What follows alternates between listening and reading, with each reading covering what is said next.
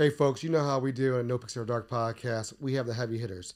I'm so excited for the person that's coming on. I've known this guy 20, 30 years back, and he's been doing great things back then, and now he's even doing better things. So next voice you hear, Mr. Luke Cooper. I've known him. He's big time in Baltimore, be across the world. He's doing so many amazing things out in the ecosystem for techs and more. The next voice you hear is Mr. Luke Cooper. We made a pledge to do what's best for the health of our communities, and we continue to deliver on it every day for every one of our members. With access to a network of over 1 million providers, rewards for living healthy, and more care options than ever, we are Care First Blue Cross Blue Shield, and we are changing healthcare for all that we serve. At Care First, it's not just our name, it's our promise.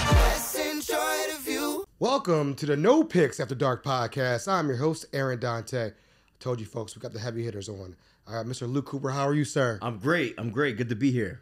We've been trying to make this happen for a while, man. I'm so happy we finally made this happen. For real. This has been, I've known you since 1999. Syracuse University. Cold ass Syracuse. It was cold.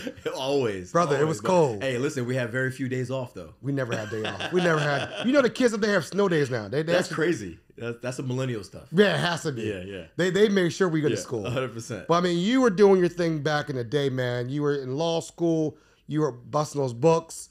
I was coming in having a good time. But you were one of those people that we all knew who you were. You were always serious about your craft growing in college. I always knew that. I always respected what you were doing. You were a proud member of a big time fraternity, Omega Psi-Phi, and you guys were definitely very looked upon. One of the guys that you were around, maybe Sean Marshall. Him and I went to high school different times, but Sean Marshall. So we know a lot of great people out there. But I'm happy you're on because you were doing so many great things, and I admire from afar. And I'm like, I love this black brother doing something because it's inspiring and representation matters. Absolutely. So thank you. So let's tell people a little bit about you. Where are you from originally? Give us a little bit of your background. Go from there. And absolutely. The company you own going on right now. Yeah, so first and foremost, thanks for having me on, man. I think these kinds of platforms are so important because, there are multiple ways that these narratives need to be told. It's just not one way, not one conduit, not one kind of platform. And you offer the kind of platform that I think is important for, these kinds of stories to not only get exposed, but get exposed in a way that's approachable, right? And relatable. Where am I from? I'm from poverty, right? I grew up in Bridgeport, Connecticut in the 80s. I'm an 80s baby, right? I grew up in Pequannock's projects where there was no hope. All my uncles, cousins, friends either wound up dead or on drugs.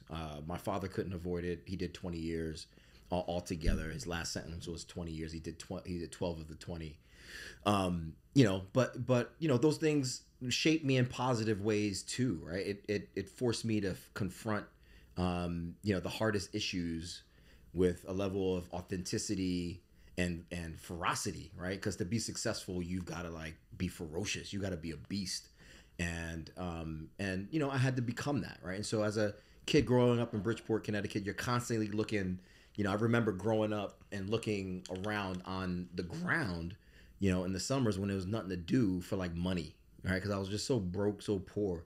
So your mind gets trained, right? I didn't even realize that my mind subconsciously was getting trained to be looking for opportunity constantly, right? Which is what made me a good founder, good investor, good entrepreneur, operator, all those things as well.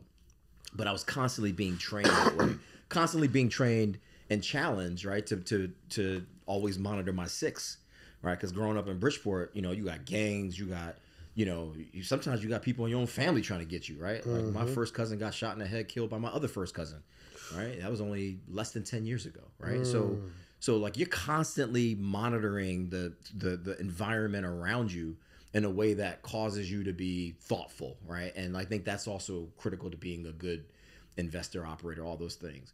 But I was fortunate. I was fortunate to have a great mom that wanted me to see a different world. And, three things really shaped my narrative arc as a kid. Right? I was 12 years old. My father went away to prison for 20 years. He got a 20-year sentence. My mom, wanted us to see more of the world. So she went over to Sikorsky Airfield, which is, 15, 20 minutes away from Bridgeport.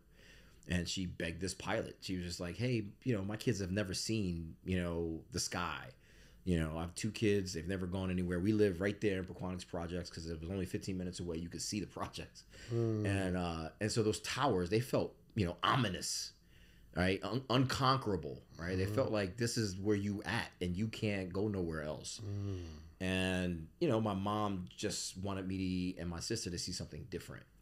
And, you know, this pilot found it in his heart. He was like, listen, we don't do that program anymore where we take people up in the sky, but I'm going to do that for you guys. So just show up next week at 5 o'clock in the morning, 4 o'clock, some crazy time. And here we go. You know what I mean? And up in the air we go, we flying off. And I see for the first time my project dwelling. You know, I see Pequannock's projects and I'm like, oh, that's Pequannock's. I'd never seen that.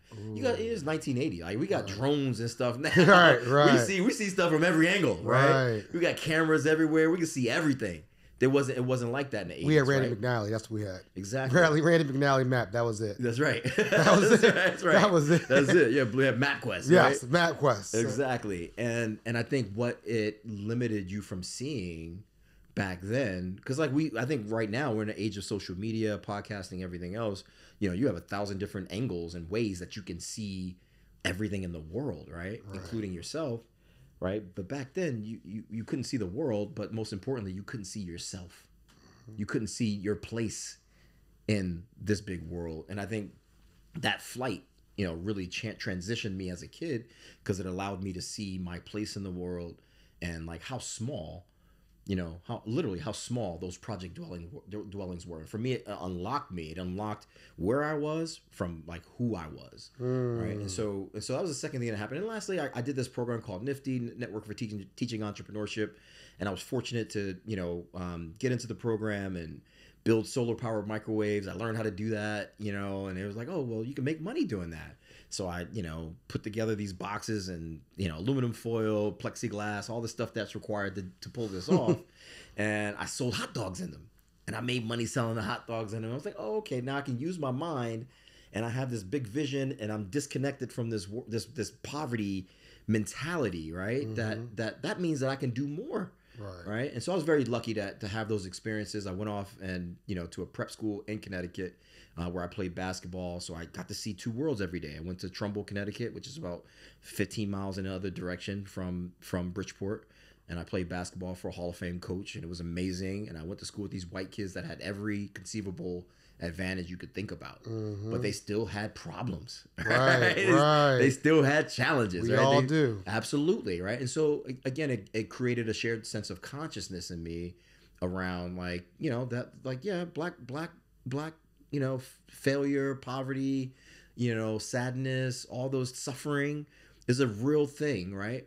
But human suffering, right, is also a real thing, and we all face challenges in life. And so, you know, and I think that's a thing that I've kept with me my entire journey. You know, but was fortunate to you know, take that advantage and use that to my advantage. The skills that I got at St. Joe's, shout out, you know, St. Joe's in Trumbull, Connecticut, to get a basketball scholarship and ultimately go to college. I played basketball at Adelphi University in Long Island.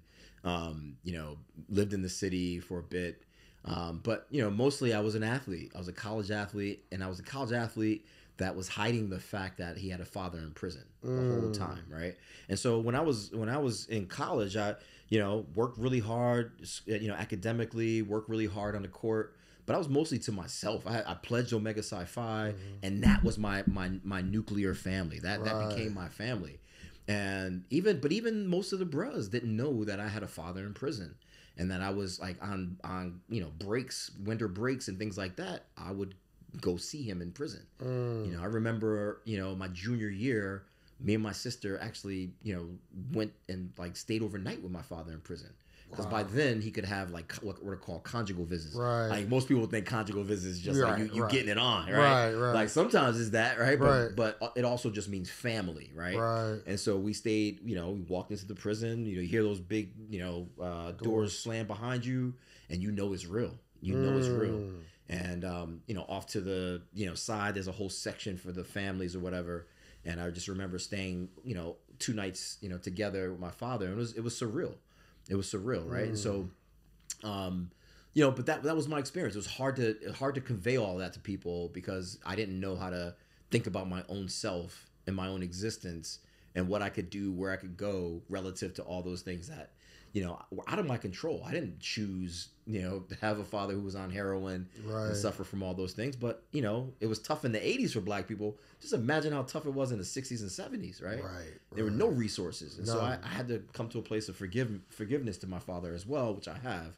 You know, he's since died and gone on. But, you know, I was just fortunate for all those experiences. I used that to get to law school. Went straight away into law school. I was 21. That's where I met you. Yep. Yeah, I was a wild 21-year-old. Hey, we ain't gonna talk about those. And we didn't have cameras, phones back in the day. Hey, cut the camera. We didn't have that back in the day. Yeah, exactly. For real. Thank God there was no YouTube back in the day. For real. But no, I mean, just everything you're saying, that is just love hearing that story. And I'm sure the people listening and watching love that hear that you just was like, you know, I'm determined. 100%. And just seeing that from above change your whole perspective of life, and your mom really pushing for you to become better and better at what you're at. So I really enjoy you telling that story. That's really impactful. When you got out, you were in law school. Mm-hmm. Did you always want to be a lawyer? Is that something that you wanted to do? Is that, or did you want to be an entrepreneur? Like what was the thing? I mean, I think as black people growing up in violent systems and systematic poverty, all the things, right, that is true of Baltimore, is true of Bridgeport, right? Like you don't have exposure to a lot of industry. Right, you don't. You can't get a job. You know what I mean? Because a lot of us get criminal record or something else, right? Or just like don't have access or don't even know, you know, how to access the resource, right? Right. And so what you do have a lot of access and proximity to is the criminal justice system. And you also know how the criminal justice system doesn't work for us, or works, you know, usually to our disadvantage. And so I grew up like with that close to me, right? Because when I was 12, you know, my father, he was, you know, high and doing drugs in the house and all that kind of stuff, got into conflict with my mom, and that's what landed him in prison for that third strike. It was the 3 strikes law. Oh, wow. Right? Yeah. And so that was his third strike, and he got a 20-year sentence. Right? And so I had to testify in that trial as a 12-year-old boy. Right? And the lawyer, Steven Sedensky, I'm still in touch with him today. Wow. You know, it was in the newspaper. He had to prosecute my father's brother, my uncle, right, who had gotten murdered the year before. And he had to prosecute the guy who killed my father's brother. And so we had to get conflicts, waivers, and all this kind of stuff and all that. So I had my first exposure to the practice of law. And I was like, wow, okay, what if I want to use this to somehow change my life, right, and change the lives of others, right? That was kind of the way I thought about law initially. And then, bruh, I saw this book, right? This book called Why Should White Guys Have All the Fun? Okay. By Reginald Lewis. Yes, Reginald Lewis. This cool cat from Baltimore. Yes. Man. And I was like, and I read his story, and I was like, that's my story a little bit, right? He didn't have as much family conflict, but he had challenges, right? He grew up in West Baltimore, you know, over by North Avenue, all that, right? So like he grew up in the stuff, right? And to make it out of that and to become what he became, you know, as a lawyer initially, then become a deal maker, I was like, that's the kind of lawyer I want to become. Right. So knowing that I wanted to become a lawyer of that variety, you know, I focused at Syracuse on like securities. I focused on M&A. I focused on corporate mostly. Okay. And then I went back to school. Ultimately, got an MBA at Babson because I really wanted to go deep. But you know, that was really my introduction into law, right? When I got to Baltimore, I got here I was a practicing lawyer. I'm still a lawyer today, but I don't practice. And you know, when I got here, I was a practicing lawyer. I worked at, you know, in-house counsel at State Farm, and you know, again, like exposure to these big companies, DLA Piper. It was just showing me like more stuff, right? Right. And I think as Black people, you know, it's important for us to get connectivity to these adjacent fields so we can just see more of what is in us and how that can be activated in these other fields to drive, you know, important outcomes, change, social change, all the good things that, you know, I know are available to us when our talent meets opportunity. I love that. So Lee, we're gonna hold that note. We right back because we're gonna talk about his entrepreneurial journey and how he's making waves out here. I see this guy everywhere. He went South France. He's hanging out with the hoopers. You know, he's out there. And he's just tell us a little bit about that journey. Right back with these messages. When you give to United Way, your gift could be the first spark of something bigger. It can help someone find, interview for, and get hired for a job, and provide follow-up services for success. It can break down educational barriers and give that extra help to a struggling student with in-school support programs. Give today. Spark something bigger. Are you or someone you love in need of mental health support? For All Seasons is now offering same-day therapy appointments with no wait list. Through the For All Seasons Open Access program, you can walk in for mental health services and begin therapy in the same visit. For All Seasons accepts all insurances and provides financial assistance if you need it. For therapy, psychiatry, or victim support, we have appointments available today. Call For All Seasons 410-822-1018. And folks, we are back with Mr. Luke Cooper telling us a story. Thank you for your time. I always tell people you can't get time back. And thank you for explaining to our audience a little bit about you, your background and whatnot. So we really appreciate that. Let's talk about your entrepreneurial, man. You're doing so many things out here. You laid the map out in the beginning, how you got put in certain places. You're looking at seeing things. You're understanding. And that's what I tell a lot of guys who I work with podcasting. Feel uncomfortable. You gotta feel comfortable going in that room. You gotta understand why you feel comfortable, because maybe you may not know, but you need to learn why you don't know and how you can be in that room to get better. Entrepreneurial, you're doing the tech system, ecosystem. Your show. Tell us what's going on. Tell us how all this happened. Yeah. So right now I'm an investor, and my job, as an investor, is to find the best and brightest, young men and women out there that are building some of the bravest technologies for the modern enterprise. Right? Why enterprise? Is because it's a segment I know. Right? I've built two companies that were enterprise tech businesses that I sold to Fortune 300s, and I want to see that same opportunity outcome for other diverse entrepreneurs that are struggling, that don't have the resources or the networks to get to the promised land. Right? And I've been through the promised land as an M&A lawyer, as a two-time founder. And so really what I'm doing today is like deploying capital to them, but also helping them, find the way and guide them toward, good, really strong outcomes. Predominantly investing at the Series A level, right? Series A is a later stage and early stage investing when you have, over $1 million of annual recurring revenue and you got a real business and that's generating some, that's where I can be most helpful. Okay. Right?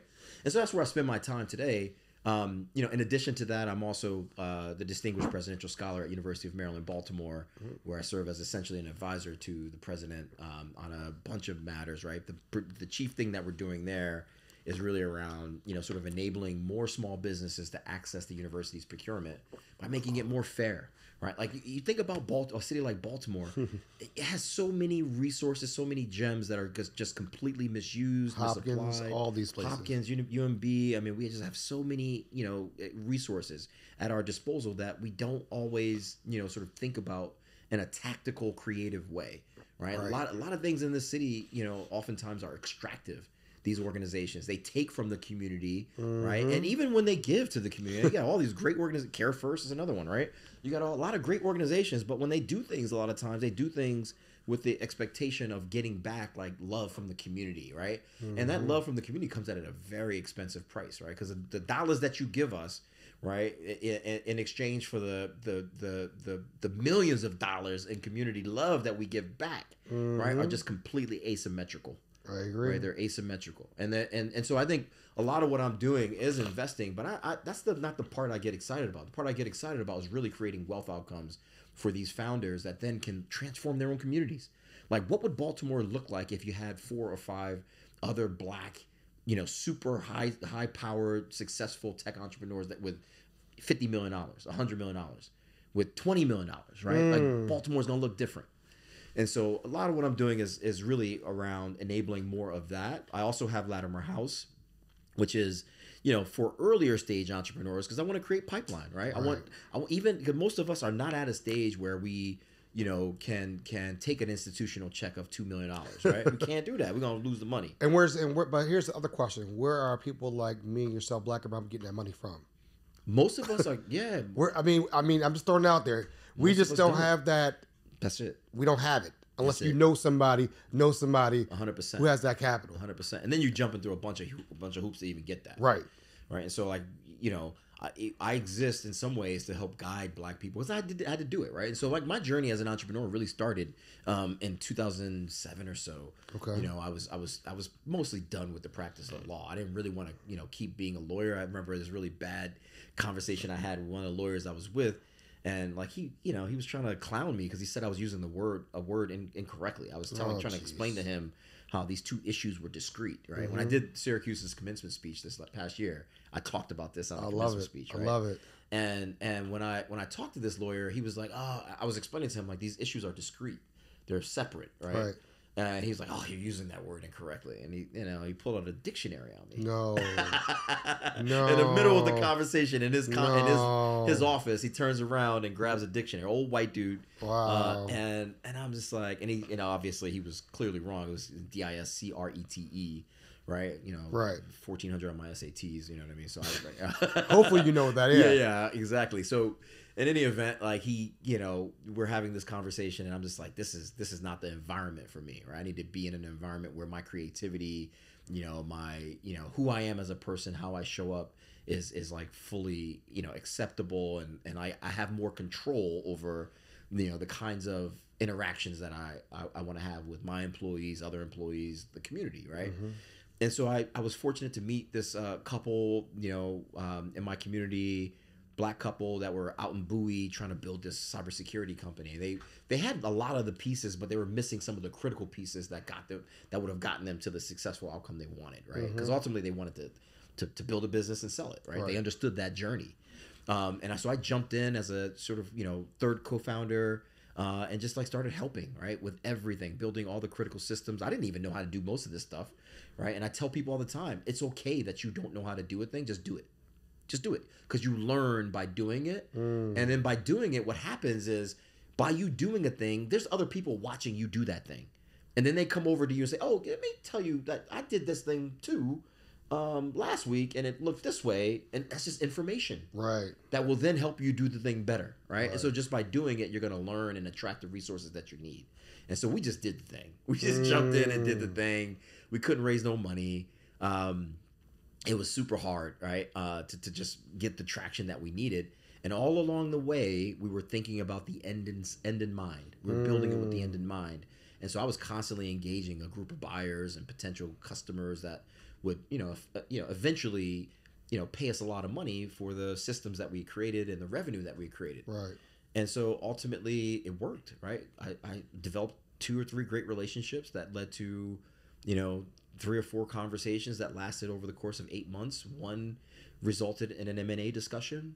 I did the deal myself. I found that buyer. We worked through a transaction. We did a 2-part deal where they bought majority of the company for about $4 million, and then the rest was completely sold in a consolidated entity to CACI, CACI.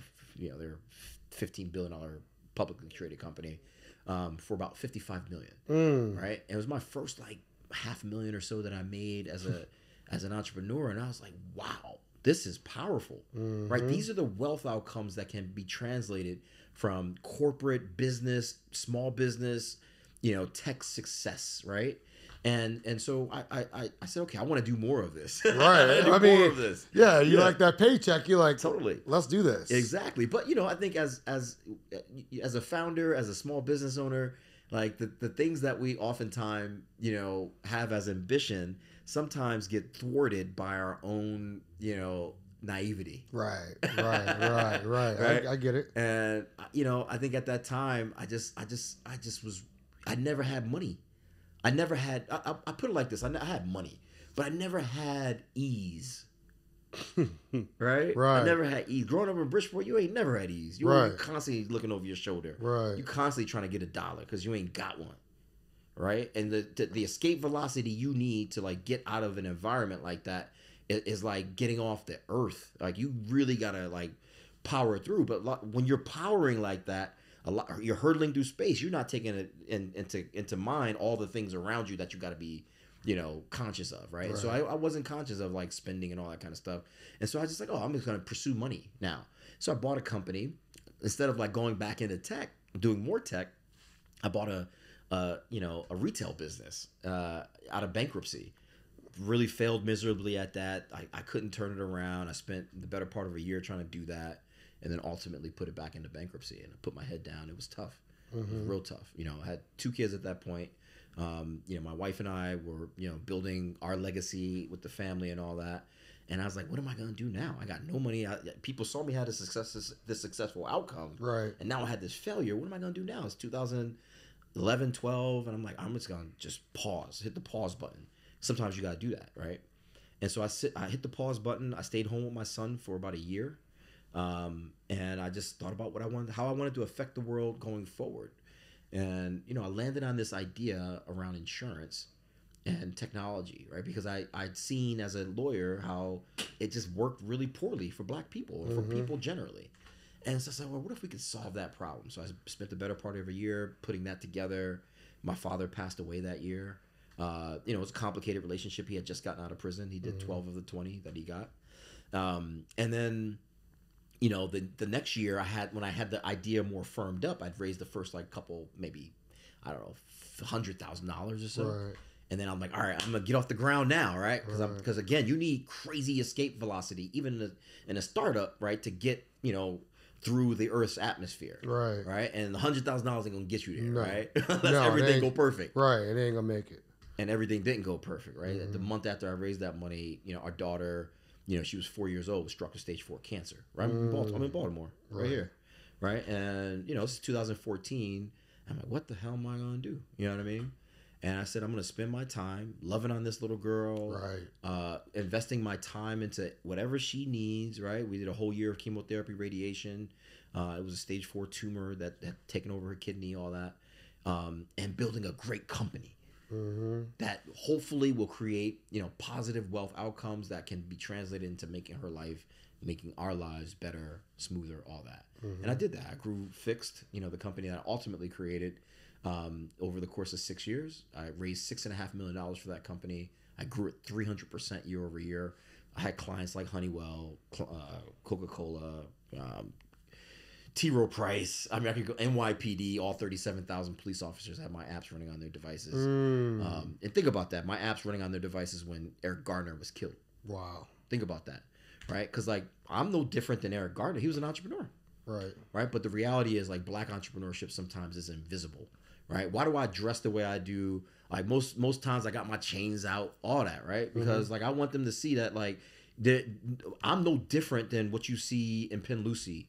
I'm no different than what you see up the hill, down the hill, everywhere in Baltimore, right? Those are geniuses. Right? But it doesn't always translate because the world doesn't accept us that way. Right? And so I think Black entrepreneurship sometimes can be invisible, but I thought, I think in 2020 I made it very visible in this city.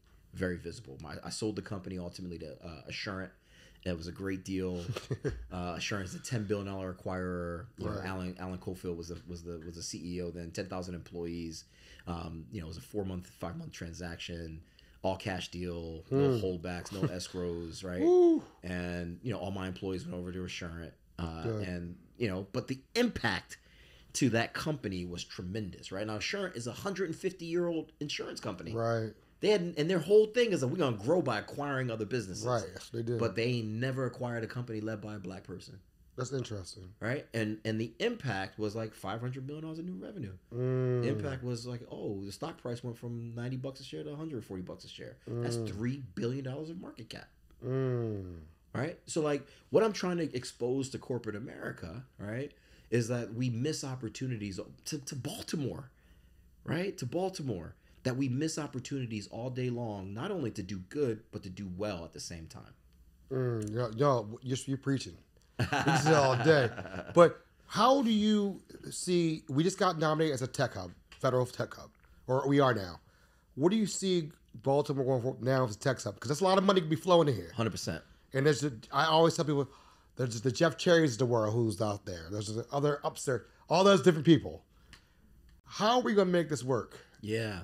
Yeah, so I think that this is where, real experience matters, right? And so if you haven't been an experienced founder, entrepreneur, ecosystem builder, like truly experienced, right? Where like you've done it yourself in some way, right? And you have proximity to the people who are enacting the laws and policies that are going to impact us this way, like you shouldn't be talking about this, right? And so I think this is where we got to find those voices that are the knowledgeable voices that are going to be good guides for underrepresented minorities, underrepresented founders, underrepresented small businesses that are out there that have no concept of how the federal tech hub designation is going to impact their lives. And so one of the things I'm doing in partnership with Black Tech Saturdays, shout out to Black Tech Saturdays, started in Detroit, great organization, and now we've brought it here to Baltimore. Okay. Right. So we have our first Black Tech Saturdays tomorrow. Okay. At the Four Seasons. Okay. We're hosting about 300 people. 300 Black people. Wow. And we're gonna be talking about a bunch of stuff. Right. We're gonna be kicking it. We're gonna have a DJ and have fun and have some good food, all that stuff. But part of the conversation is really how do we start to educate our community about the impact of things like the federal tech hub designation, because there's a lot of money that is going to flow. Right. But we all know that when these institutional things that happen, we don't ever get the benefit of them. We don't see that money. We don't see that money. Marijuana is a great example, right? And if we do, we get pennies on the dollar. It's not really like a lot we're getting from Absolutely. That. You're right. Absolutely. Marijuana is a huge example. I don't know too many Black-owned marijuana places, which is... There's one in Maryland. One Prince George's? Maybe. Yeah, there's one. I'm not sure. I'm surprised you're not involved in that. Nah, I'm surprised you're not in that game. That's a good game to be a part of. Maybe. I just don't understand the economics of it. I like to get into things that I know I can. I have an outsized advantage to win. Okay. Right. And I tell Black people that too. If you have a chance to go, do a thing over here or do a thing over here, if the thing that you can do is one that you not only know that you can win, but you have an advantage to win, you should play that game, right? And so, a lot of what I do is aligning the situation in a way that leads to the outcomes that we need. Because Black people, we don't have a lot of opportunity to take risk, right? We come from environments where you've got to make your one bet. And it's got to work, right? And so that's facts. Yeah, we don't get second chances. We don't normally get second chances. We don't. So you got to reinvent that. You got to create it yourself. And I think that I'm creating that for myself and for others in this city and beyond, in places like Birmingham and Chicago and Detroit, Cleveland, other places around the country, Oakland, and that's what it's about. And that's something definitely. I know I would love to get you on a panel discussion. Because you got my wheels spinning now about some stuff I got coming on. We'll talk offline. Let's talk a little bit about you're being a vegan a little bit. Whew. A little bit. Tell us a little bit about that. Because I feel like we might need to do a part 2 of this. 100%. But I just want to give people a little taste. Why are you a vegan? I know it's a little topic, but tell us about so I think what would be fun, now we just like talking about it. I think what would be fun if we did like a little vegan. I know I've seen you do these like pub crawls or I'll do food crawls. I'll do some stuff. I don't know. I try to say in the scene, but not in the scene. No, but you'll like tour some of the food establishments. Yeah, I will. Right? I will. And like I'd love to do one where you and I toured some of the vegan food establishments, the underground places. Say less. You know what I mean? So we can figure that out. So my journey into veganism really began with my daughter. Okay. Right? Before that, I was always healthy. Going to school in New York, you ain't got no choice. Like everyone's like trying to tell you eating pork gonna kill you, right? 90% of the people at Syracuse, Black people at Syracuse from Brooklyn, and they like halfway 5%ers. You know what I mean? So, I know. And so they telling you stuff like, and at the same time, a lot of those things were true, right? And so I was always impressed. I was pretty impressionable as a kid, and I was impressed by those things. And at 19, I said, okay, I'm gonna make my mind up. And I'm not going to eat certain things. I want to be healthy. I want to optimize my health. Again, we come from environments where, bullets, a lot of things could take you out, right? And so like, you don't, so oftentimes you don't consider the other things that can take you out. Food, right? Everyday stuff. Exactly. So I made the decision when I was 19 to give up all that stuff. So I gave up pork, beef, basically meat. When I still ate fish, right? And then and cheese and all that stuff. I still ate those things up until my daughter got sick. And when my daughter got sick, I was like, oh wow! It made me just look deeper into all the things that cause cancers, right? And when I looked into it very deeply, I was like, oh wow, a lot of it is controlled by like what we eat and our environment, all those kinds of things. And these are things that you can control. And so I made the deliberate decision then to just become a vegan. Like, and I can't believe I gave up crabs in Maryland, in Baltimore. Yeah, which is wild. Yeah. So like, is it hard for you to find places to get dinner, or do you normally just cook yourself meals mostly? Yeah, I usually get my stuff cooked myself, or that's pretty much the only way, right? Because like Baltimore doesn't have like a plurality of like really good vegan restaurants. Now there's some good places where they have both things on the menu. Like there was a Taiwanese street food. I'm thinking Ikeben. Yeah. Right. Ikeben is amazing, right? Steve, my guy. Steve, good guy, man. Great entrepreneur. And like their menu is like fire, right? So I'll eat a lot of things off their menu, but you can't eat that weekly. You'd be 500 pounds, right? No. And so, a lot of things I wind up eating, man, are just like things that I create myself, I'll have made for me or whatever. And then, and I rock like that. But it, winds up being a lot of beans, a lot of brown rice, a lot of, fruits and vegetables, just things that I non-processed things, right? Because, I watched my family. My grandmother died when she was 50. My father died when he was 56. It's history. That's telling you so. Yeah, exactly. It's telling you right in front of you. Exactly. But when I travel, man, there are some of the best restaurants, vegan restaurants in the country, in LA. I believe it. Miami. I mean, just some great restaurants out there. Oh, you have a lot of those places are forward thinking. They have people who they're different. And they're just almost different. It's a lot of different things. So what I want to do is like, what do you want people to walk away from this interview from? Just like final thoughts? Like, what do you want people to walk away with, and just after listening? Because I mean, you dropped a lot of jewels and gems this whole time, and I mean, I'm probably going back and listen to this again because I was impressed by so many things that you said, and just really I knew you were doing your thing, but certain things you hear in an interview, you're like, damn, all right, I like that. But what do you want people to walk away with? Just saying, because this is what the podcast started off with. It started about people who went through things, the hard journey, and they figured it out a way. And this is what the original take was, because all my Syracuse friends, a lot of guys who were the smartest people I knew but couldn't get a job. Right. They went through adversity. And this is what the podcast originally was for. And it's warmed my heart to hear all this, because this is what it's about. But what do you want people to walk away with? One thing you want people to walk away with? I'll say two things. Okay. Be okay with your real story, and be okay with people misunderstanding you. Okay. I'm okay with that. I think a lot of our problems comes from the fact that we just can't sit in silence, being okay, not being fully understood or loved or embraced or desired, right? Okay. I think that's a challenge for humanity, and I think it's a challenge for Black people sometimes, right? And I think we got to be okay. Like, here's my authentic story that I'm going to tell in every room where it's relevant, right? Or where there's an opportunity for me to tell it. Right, no matter what I'm wearing, no matter what I look like, no matter who's around, right? I don't switch it up. I don't switch it up, bro. Like, this is the way I talk to everybody. This is the way I talk when I'm in the room with, organizations like Bank of America, one of my biggest investors, right? Like, we have conversations like this.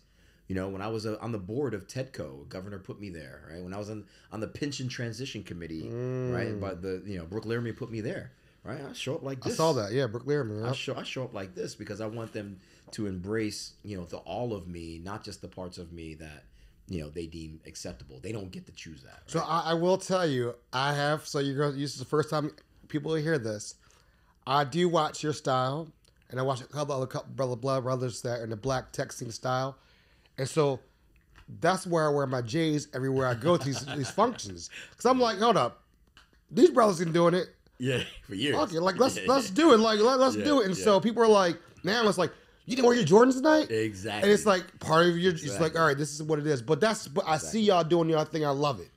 And keep on doing what y'all doing. I really appreciate it. Where can people find you if they want to reach out to you, your website, wherever they can find you, and maybe they want to say, hey, we want to have lunch with Mr. Coop, or have a business meeting or something like that. How can they reach out to you? Yeah, two main ways are my Instagram, which is Luke Cooper _81.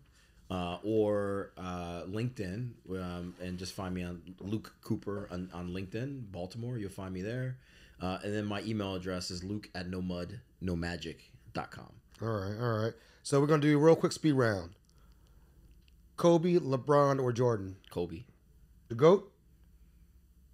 The GOAT. Who's the GOAT? Oh, who's the GOAT? Who's the GOAT? Oh, Jordan, all day. All right, because you're a basketball head. You're a basketball head. Okay, all right. That black cat. Okay. That black cat, yeah. The best Super Bowl halftime performance you think as you saw? Ooh, that's a good one. Come on, man. It's got to be like 50 Cent upside down. Yeah, okay, all right. I That's my man, 50 right there. And if I were to listen to if you're the gym, what song motivates you before you go into that meeting? What song is like? Oh, Meek Mill all day. Huh? Meek Mill all day. I love it. Like it's like 3 or 4 Meek Mill songs that I'm like I got on heavy rotation when I'm about to go into something. Yeah, because he been through it, right? Meek been through it. He was locked down, right? And like when you coming from that place of like, and it's the same place that we all come from. I wasn't in the penal system, right? Right. But like, you know, in the environments that I come from, like you feel like you locked down, right? And so that your voice, your music, your message is gonna sound different, and Meek provides that for me. I love that. You're off the hook, folks. We did that. Thank you so much, Mr. Luke Cooper, for hanging out with us. Thank you so much. This is gonna be one of the Black History shows. I can't excited. We're gonna try to figure out how we can do this round table discussion, get them on here too. People, love, peace. We're out. Never seen so many.